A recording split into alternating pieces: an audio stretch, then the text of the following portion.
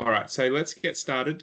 So it gives me great pleasure to introduce Matteo from Invent Medical. So Matt holds a bachelor's degree in prosthetics and orthotics and a master's in biomed engineering. With 8 years of experience in the P&O field, most of it focused on cranial orthotic therapy, Matt has fitted over 1,500 cranial orthoses. Before joining the Invent Medical team, Matteo was head of a clinic specializing in cranial deformity treatments. And at Invent Medical, he leads the clinical support team and training while actively contributing to the development of new solutions. Many of you have probably met Matt in our training sessions to finish your certification. But moving forward, I'd like to just introduce Matt and say thanks very much for joining us, Matt, and looking forward to the presentation.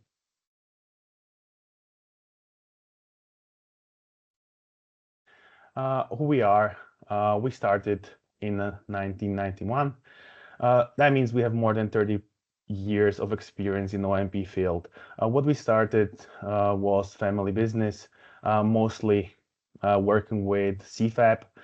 We worked a lot of serial products, a lot of still do. We also have patient care facility. We deal with pretty much all kind of orthotics and prosthetics, of course. We at this point manufacture around or fit around 10,000 orthoses and prosthetics a year. A few words regarding Invent Medical, because it's more of a spin-off of the clinical facility we had going in that 30 years ago. Invent Medical started in 2010. We have 15 years of experience in 3D printing. We started from pretty much get-go, looked for solutions, how to replace plaster, all that grinding, all that extra stuff. I believe we found that solution. So at this point, at our clinical facilities and in all Invent, we are in full transition from traditional and CAD/CAM solutions to 3D printing and all scanning, scan to print, all that stuff. Our company is 100% independent and family owned, and we have more than 90 team members worldwide. We work in more than 40 countries at this point. How it works is obviously we cannot manufacture everything. So we have 3 offices worldwide, 2 in Europe, 1 in US. We have 9 manufacturing sites, and we are currently serving more than 800 customers in more than 40 countries. Hopefully, we also have manufacturing, or not hopefully, it's going to come very soon, and there's going to be manufacturing opening in Australia as well. We don't only work with cranial remolding orthoses. We have also foot orthotics, pediatrics, SMO, AFOs, prosthetic socket, also protective orthosis. We have also face mask as well. Maybe just a sneak peek into protective orthosis, because that's something we will be releasing this year for Talee Protect, which is protective orthosis for either epilepsy patient or craniectomy patients. We are also working on chin protection, and you can also see that customization there. So going into Talee, Talee is currently the #1 3D printed cranial orthosis globally. How it started is 15 years ago. We started, whole Invent started with cranial remolding orthosis, so that's Talee. At this point, we treated more than 30,000 patients at our clinic.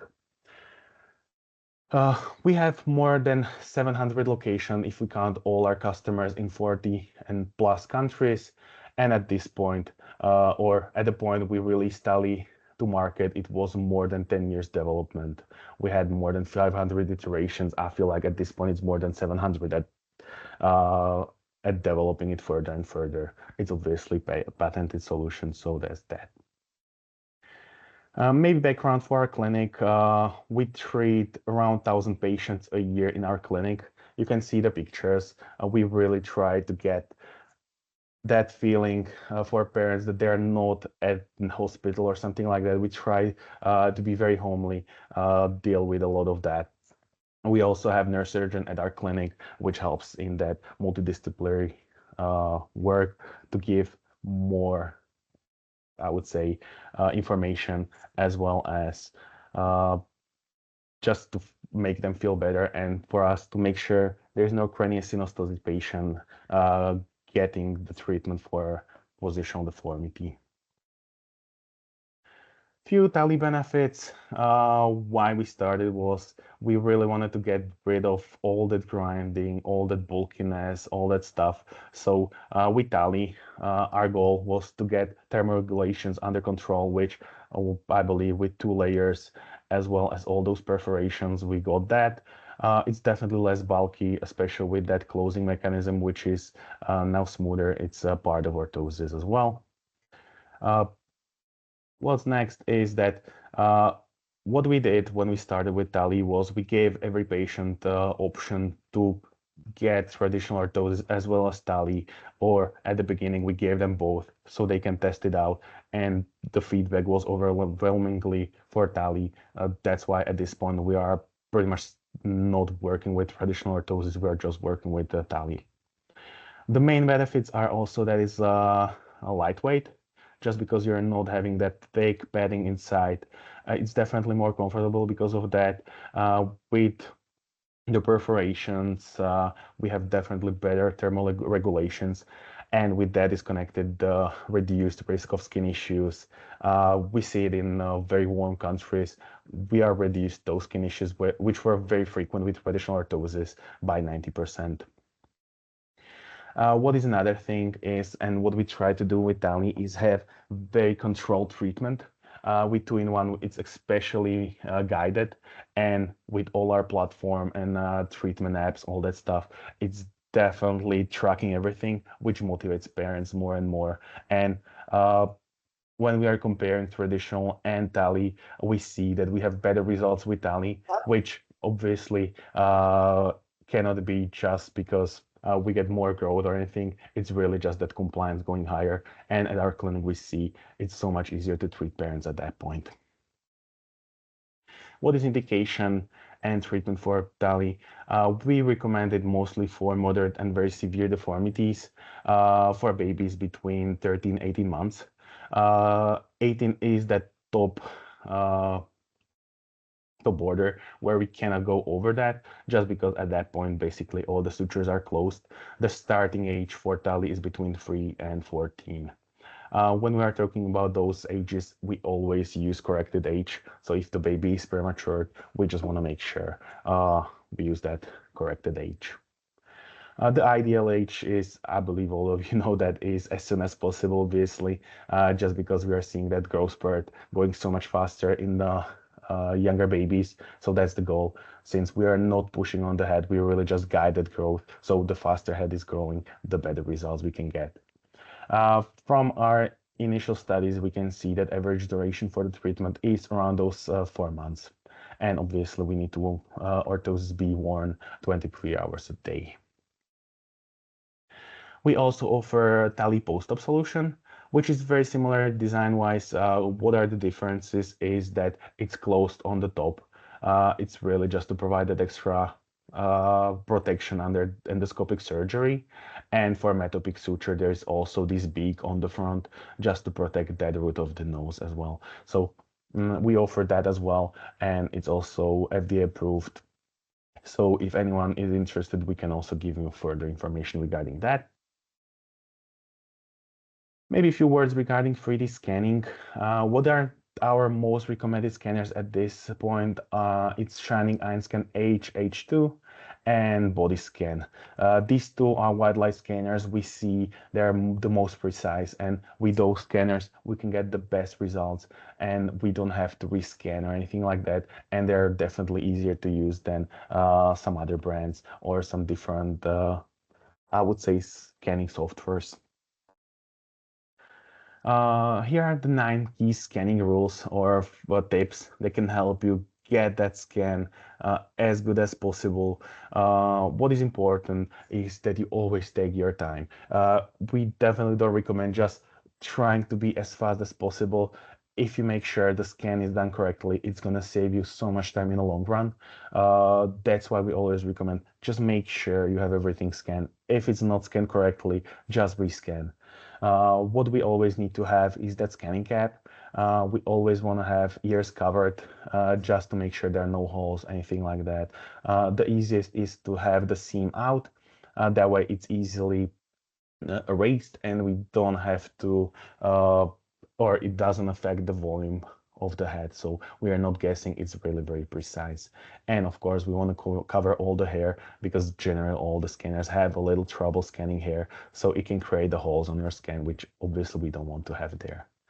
Another thing is for each scanner, we also recommend a scanning cape, just because if you cover shoulders and hands, it's gonna give you much better tracking. It's definitely easier to scan, and if the baby moves, it's not gonna create any trouble, so definitely recommend that.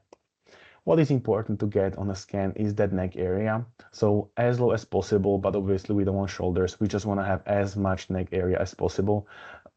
The best is if you can get the neck scanned first in one position for a few seconds. If you can get baby's attention and you scan that neck, it helps a lot because at that situation we can really make sure the fit is good. Because if we send a scan with very short neck, obviously we are guessing there, and it could be sometimes loose, sometimes tight, and it's very difficult for us to really guess what's the situation there.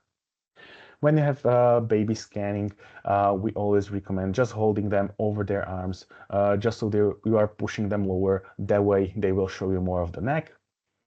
In the beginning, we always recommend having that other person just drawing baby's attention. That way you have more or less movement. You can scan the neck in the beginning. That way it can save you a lot of time as well. And if someone who is taking baby's attention is parent, sometimes they can calm baby and it's definitely easier to scan at that point. What is another thing is when you're scanning, it's important to find that middle ground, not to scan too fast or too slow, because if you do that, you sometimes miss something, you lose tracking, or if you go too slow, baby is gonna move, you get some layering, something like that. It's also important, especially with wide light scanners, to hold the scanner perpendicular, because if you have one camera facing different position, it's not gonna scan correctly. It's just gonna make tracking worse. Another thing is when you're scanning, we always recommend calibrate your scanner often. Usually we recommend every week or 2 weeks. That's what works the best. If you're traveling a lot with your scanner, it's definitely easier or better to calibrate more often, because if there's some impact or vibration, it can make a scanner less precise, and obviously in those cases we can have some problems with the fit just because that scan looks a little different than the baby.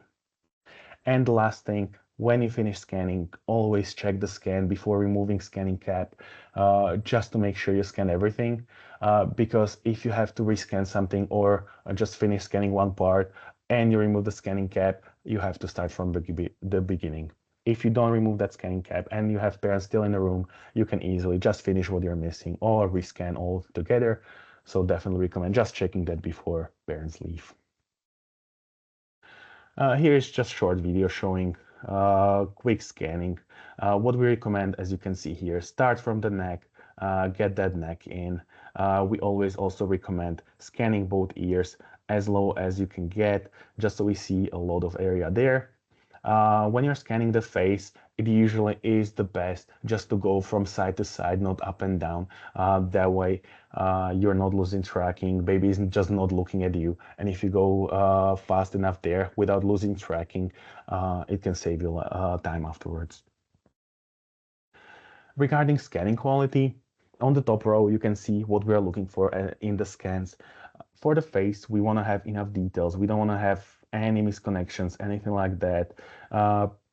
What is also important that we sometimes see is when you're putting the scanning cap on, make sure you don't tie it extremely tight on the chin, because if you do this, this seam will be pretty much stuck in soft tissues. It will push soft tissues from under the cap, and that way there is like big bump here, which we have to smooth out. And at that situation, it doesn't always fit the best there. Then we need also enough details for the ears so we can design those trim lines for you, as well as long enough neck so we don't have to guess what's there.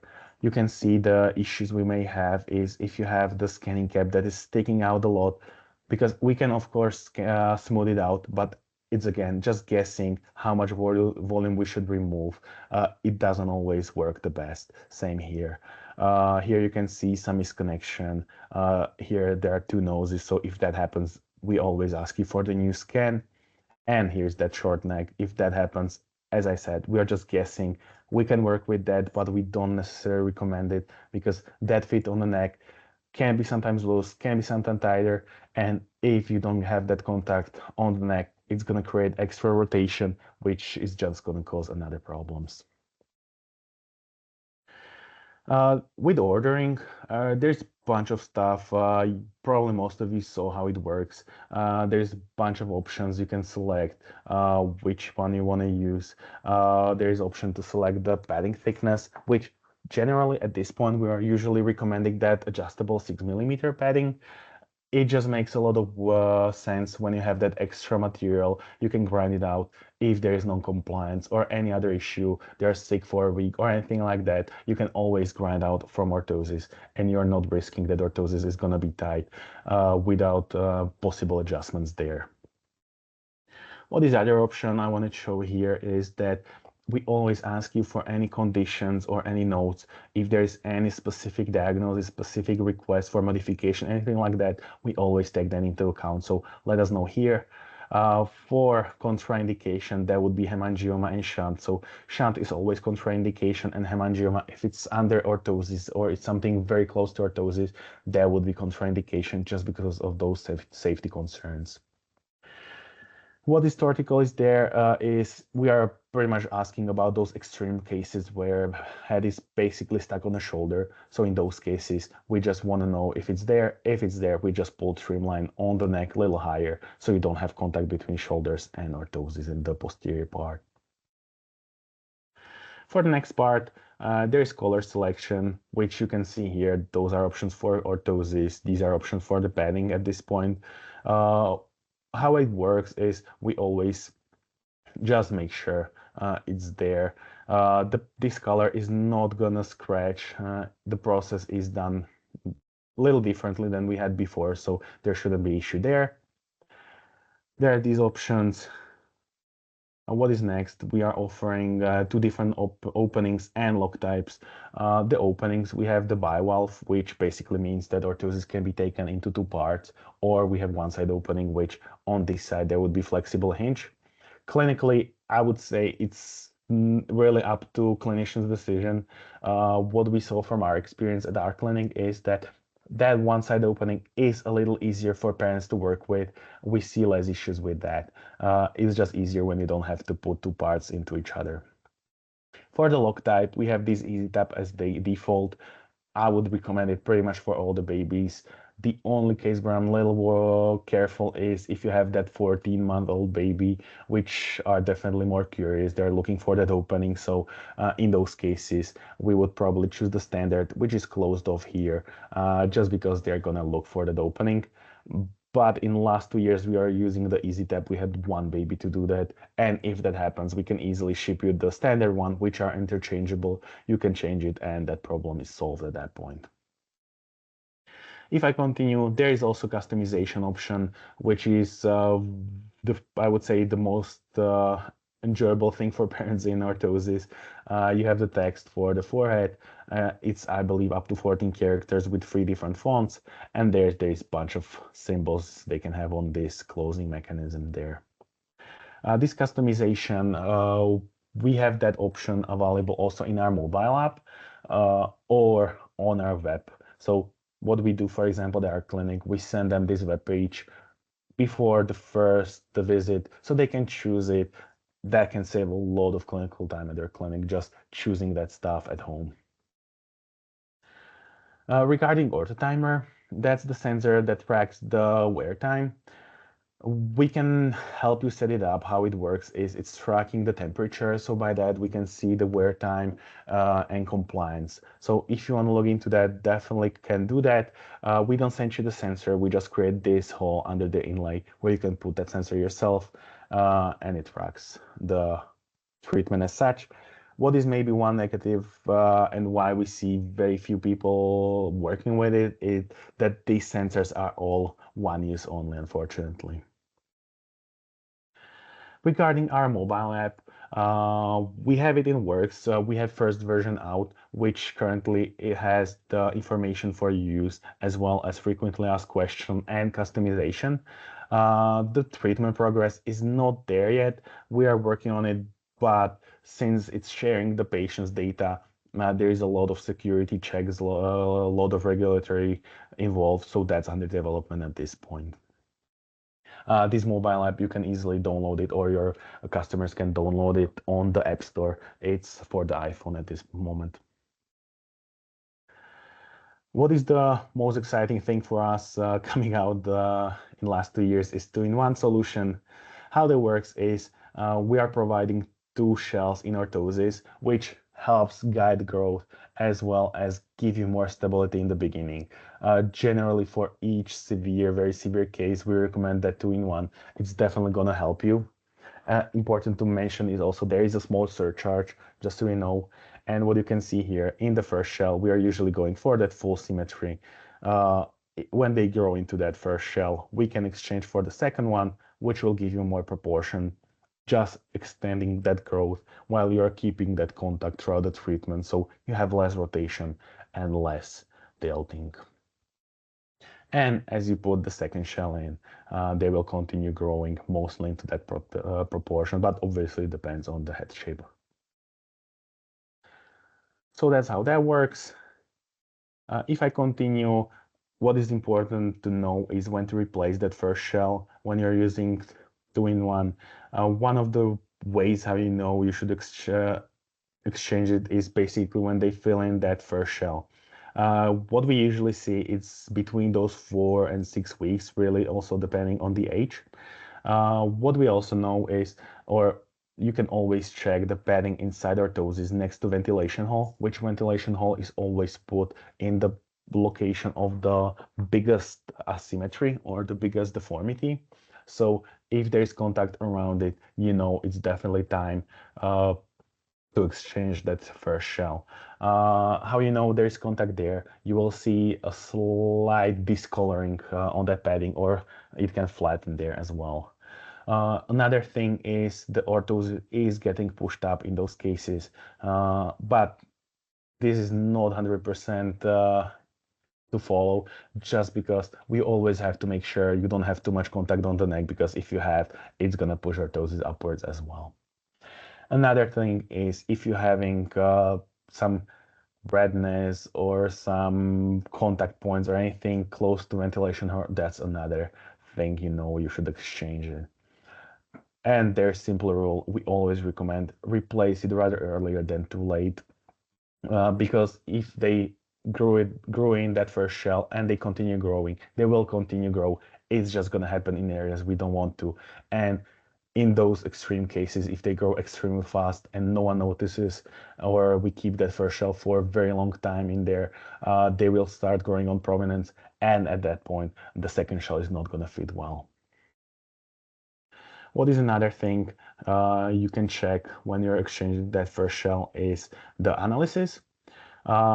Analysis is a very good tool to get that comparison between any scan, get all the details, there's heat map, all that stuff, but you can also compare, as you can see here, my current scan with two-in-one modification.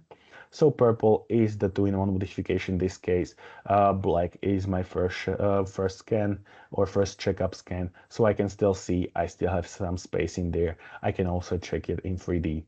What is the basic rule we recommend to follow? Once you have more than 10 mm growth in circumference, that's the time you should definitely check here in analysis if you still have some space in.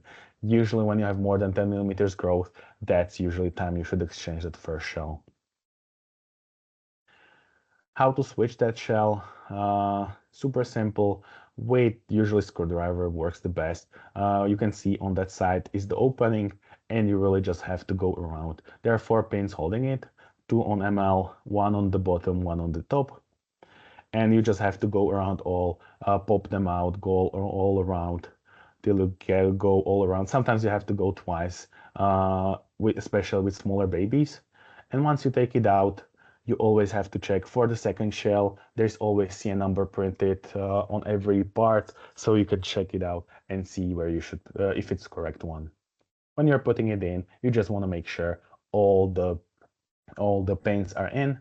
What can also help if it's not getting into all 4 points, so you have points on the both sides, on the top and bottom, so always make sure they're input correctly. And if it's not going in or there's trouble, if you just try to move orthosis just to pry it a little bit, it will help you. It will pop in there at that point. Regarding adjustments, there is 3 versions of padding provided. We have 3, 4, and 2 mm pads. You can see them on this image. They're on double tape. We always recommend removing the outer shell or outer layer, because if you remove all of that, it's gonna stick a lot. At that point, it's very difficult to remove it. So definitely just remove the outer layer. That way you keep the contact as you want, and it's removable when you want to switch. It's made from soft plastozote, and of course it's supplied with every orthosis, and they're made to help with rotation and tilting. For each orthosis, you also receive quick fitting guide, which is really just to make it easier for you to see where you should put those pads. It can save you a lot of time. Generally, you can see for right-sided asymmetrical deformity, we would always recommend having pads on the flattening side on mastoids, contralateral on the cheeks. Our goal is really just to have full contact on this side and just light touch on the other side. So if I have too much contact on the neck initially, I always recommend just grind symmetrically, get that space in there so you can make sure that's the situation. What we sometimes see, if you have too much contact on the neck, it's going to create redness on the forehead. So if you have redness on the forehead, make sure the neck is not the problem there and the cause of this issue. What's there, we also mark the points where you should put those pads on every orthosis, just so it's super obvious and just makes it easier for you to follow. And there is also simple troubleshooting, just showing you what to do if there's rotation or frontal tilt. If there's rotation, there are steps you can take. Generally, it's really about making sure you don't have too much pressure on the neck, you have contact on mastoids and the cheeks, and if that is still not helping fully, there is also option to put the forehead pads. You can see on the edge of the trim line there and on the side of the prominence.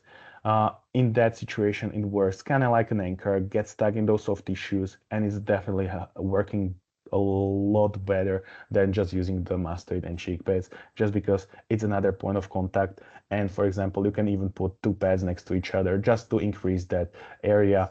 For symmetrical brachycephaly, in some cases, you may even use 3 or 4 pads next to each other if that is going to give you that extra control. Maybe just to show you the video how to grind Talee. You can basically grind any padding in there, so that's why we recommend the 6 mm pad or padding. This is how you grind the ML, so really just slowly. We always recommend just go slowly, just so you don't create some holes or some tears or anything like that. Same for the neck. When you're grinding that, just make sure to go slowly, make sure it's symmetrical, you don't create some holes or anything like that. So you can see it there.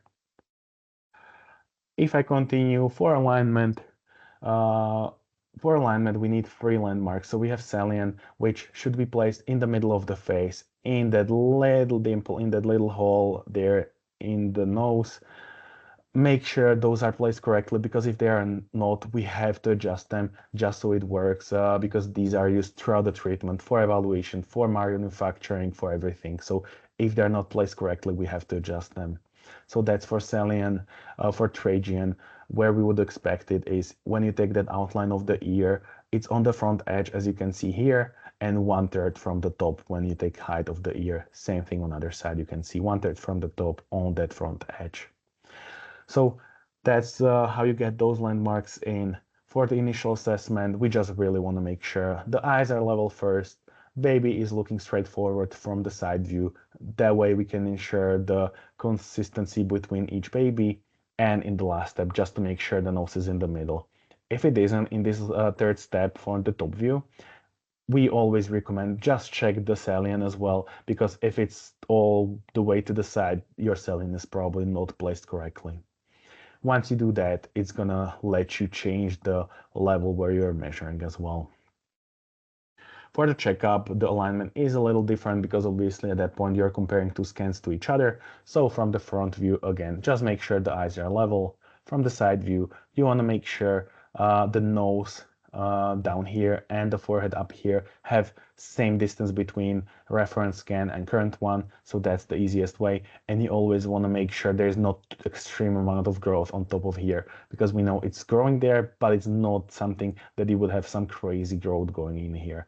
Most of it should be back in here where you have that small fontanelle where it grows the fastest. For the top view, what you do is you get the nose aligned first, then you check the 2D comparison where you want to make sure you don't have any lines crossing, because those would indicate some negative growth. So with these two arrows, you can always rotate it around the salient, get that nice alignment you want there. And once you have that done, it will take you to analysis where you can see all your checkups, all your measurements. You can change the measurement level, which we don't recommend changing too much just because at that point you would be losing consistency. But moving in a millimeter to higher, lower is good practice, just because we are still measuring 3D object with 2D measurement with just one line. So you may need to look for that growth a little higher, a little lower if necessary. What's next is the treatment progress. We are working with 3 different reports. What we have there is initial assessment report, which you can see has all the measurements. This deformity chart, which on the left axis we have asymmetry, which is our plagiocephaly. On the bottom we have proportion, so that's our brachycephaly. This is really just to make it easier to track the treatment, to explain to parents what's going on, how they're growing, all that.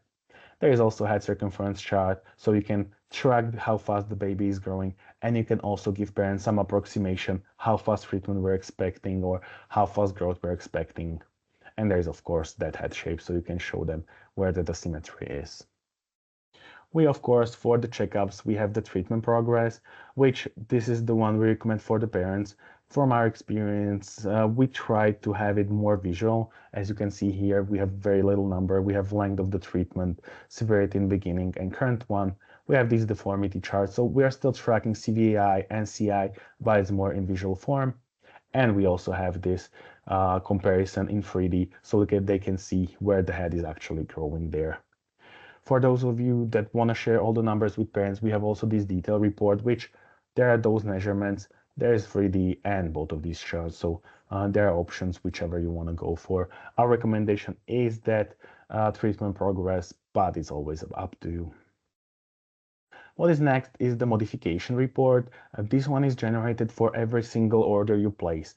We just want to be fully transparent with our modifications. It helps you as well when you have some specific cases or just parents that want to know what's the goal, how the head is going to grow. So we always show you how much we added and where, what is our goal, and there's also a heat map so we see how much we added and removed and where.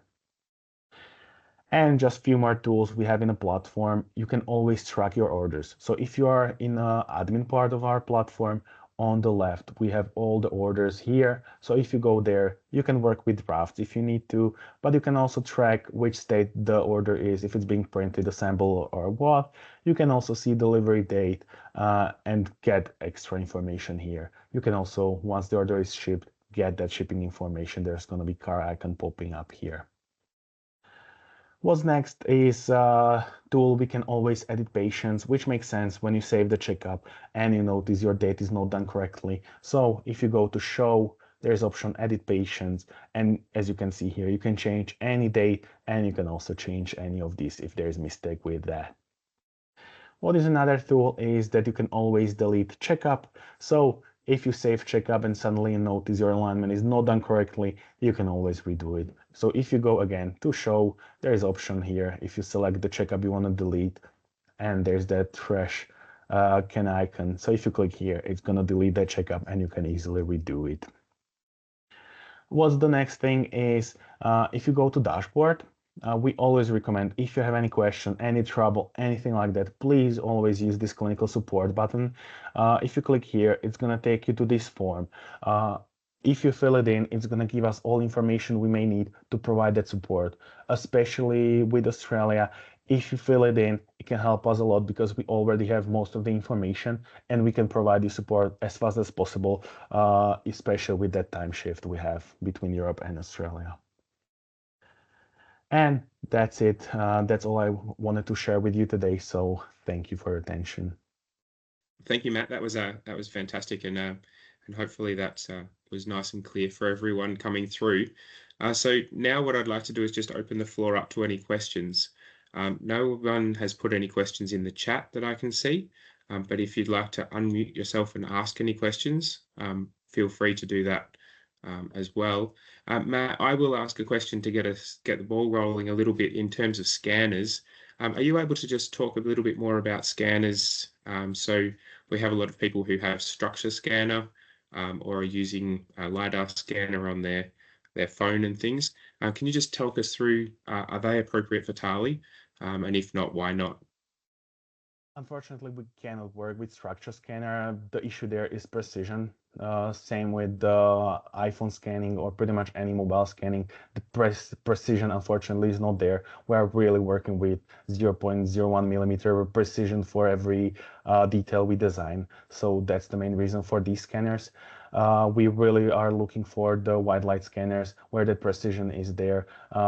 We have a full list of scanners, so if someone is unsure, they can reach out to us at any point, and we can give them answer or maybe recommend which would be good investment or what would work the best in their case, or maybe they have that scanner and they don't even know. But generally, it's really about that precision and also the easiness of scanning, just because with scanning of babies, they're gonna move every time. So if you're scanning with scanner that can give you precision for static objects and you're scanning baby, that precision is gone as soon as baby is moving. So we tested all these scanners and unfortunately we cannot work with them. Same thing with the scanners that are locked.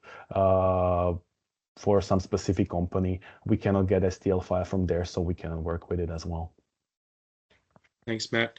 For anyone who is looking for white light scanners, of course, we at Massens have a range of white light scanners and be more than happy to talk to you about those scanning options that we have as well. The H2 scanner that Matt showed in the video there, we're a reseller for Shining, so we have access to a lot of scanners with software, etc., and without software. So hopefully we have an answer for you that way. Matt, the other question I had was cracked helmets. You mentioned about any issues clinically, but if there's any sort of technical support, like a cracked helmet or something like that, can you talk us through the process there of how we get a replacement? Yeah, if that happens, because obviously that can happen, parents can drop the orthosis, it's not protective helmet, so it can happen. If that happens, we provide free remake in those cases. How you can get that rolling is if you have that baby, let us know via a complaint form. It's in the same position as that clinical support I showed you in presentation. So if that's the case, fill in the complaint form. We'll get the reprint going as soon as possible. It's usually around a week turnaround time. We'll ship you just the shell that is broken, and you can easily fit it to parents as soon as possible. What is another thing that can happen is before fitting, we know babies grow 2 weeks. Is long time in that when some baby get some growth spurt. So if that happens and you have a fitting and orthosis is extremely tight from get-go, please always take new scan, always take some pictures, send them to us. We'll assess if there was some growth spurt. We had babies growing 20 millimeters in 2 weeks. So if that happens, we'll remake orthosis for free from that new scan, just so we can ensure that correct fit at that point. I didn't have any other questions that sort of jumped out at me, Matt. The only thing that I was going to say for those people who are on our webinar today who haven't been accessing the Talee, by all means, please reach out to us and we can set you up with the training portal access to Invent Medical. And from there, you'll then have another meeting with Matt to finalize the certification for Talee, and then we can set you up with an ordering portal access as well. The other thing is that Invent Medical, obviously Matt mentioned our other products from Invent Medical as well. So by all means, if you are interested in any of the other products from Invent Medical, please reach out to us and we can set you up again with the training portal access, and then set that up into your ordering portal as well. No other questions coming through, Matt. I thought we might have had a few more questions this morning, but I think you might have covered off everything really nicely. So if there's nothing else that anyone else would like to ask or anything, I'd like to say thank you so much, Matt, for staying up so late. I failed to mention at the start that it is 1 a.m. In Czech Republic where Matt is. So it's been absolutely fantastic and very generous for Matt to stay up so late. Hopefully he can have a sleep in, and that he hasn't got a call with anyone late this afternoon or anything silly early this morning. So thank you so much, Matt, for joining us. Thank you everyone for joining us, and we'll any questions at all, please reach out to Massens, and we'll speak soon. Bye guys. Yeah. Thank you everyone for attention.